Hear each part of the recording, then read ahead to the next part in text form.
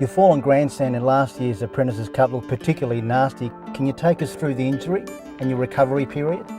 Yeah, I've had about half a dozen falls, and this one in particular, it's been my worst fall. I can't remember a lot of it, which was probably actually the best thing, because you come back a lot. I mean, you're probably always thinking twice about moves and that in a race, but you just come, you don't remember the pain, and you don't remember all the extra things that you had to go through.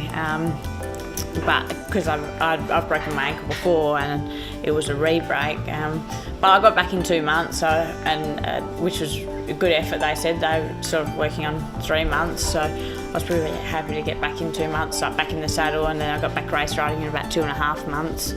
And yeah, basically once I got fit and got back into it and started getting it was probably a good time over Christmas because it was busy. So there was meetings everywhere, so it made it a little bit easy to get rides and that, and got my name back out there, and yeah, got back into it. Did Mum and Dad ever counsel you and pull you aside and say, Kyra, enough's enough? No, never. They never have.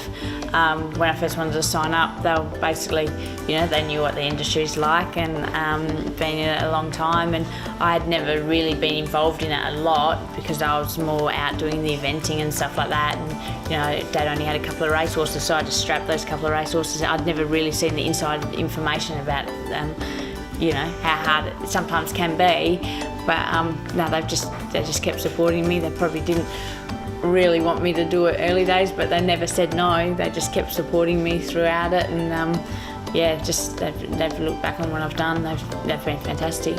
Winning the Perth Cup, obviously a major highlight. Can you describe your emotions after the race? Oh, it's amazing. There's no way to really explain it. I said to Jared this year after he won it, I said, take it in, because no one will ever know what it's like until you've won it. And he said the same thing. Like he said, there's just no way to explain it. Like until you win a Perth Cup, it's not the biggest race in West Australia, but it's a pretty amazing race to win. It's probably one of the biggest crowds, or it's one of the biggest crowds I've ever ridden in front of, and it's just like, yeah, it's just an amazing atmosphere. And I guess being able to share it with Bob and Sandra Peters and Grant and Alana Williams, who have been strong supporters of yours, must have made it special for you. Yeah, it was fantastic to share it with that team because they were a huge supporter through my apprenticeship. Bob and Sandra Peters, they gave me heaps of winners and heaps of black type winners. I think I've ridden 4 listed and a couple of group for him. So yeah, he's given me huge success and got me rolling along a long way. So to do it with those 4 people was, fantastic as well. And being a Bunbury girl, I would imagine the Bunbury Stakes and all the Bunbury Cup would be major races you would like to win. I'd love to win a big race for Dad too. That'd be an amazing thrill. And you missed out earlier with Miss Gina in the Peter Stakes. Just started walking with 2 shoes basically, got out of the moon boot, and Mum said he was strapping him, and I said, nah. I said, if he's going to win this race, I'm going to strap him. I said, I can't ride him, so I'll strap him.